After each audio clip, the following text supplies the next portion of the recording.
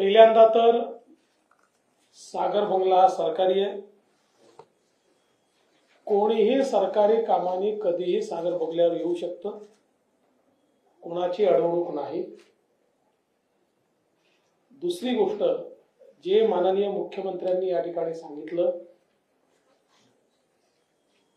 कुठल्या निराशेतून ते बोलतायत, कुठली सहानुभूती त्यांना घ्यायची आहे याबद्दल मला कल्पना नाही। ते जे बोलले ते बिनबुडाचं आहे, धादांत खोटं आहे हे त्यांना देखील माहिती आहे।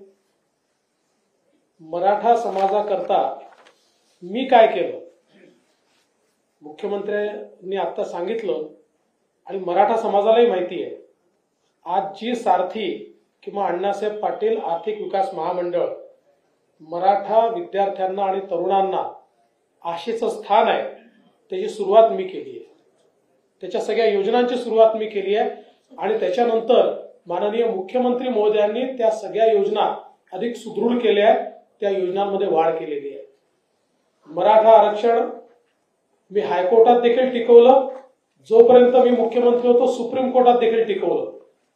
माझं मुख्यमंत्रीपद गेल्यानंतर जे मुख्यमंत्री आले होते आणि त्यांच्यासोबत जे काही ज्यांना जबाबदाऱ्या दिल्या होत्या जे काही असेल, पण ते सुप्रीम कोर्टामध्ये ते मुख्यमंत्री हे आरक्षण टिकवू शकले नाहीत, हे देखील आपण सगळ्यांनी स्पष्टपणे बघितलेलं आहे।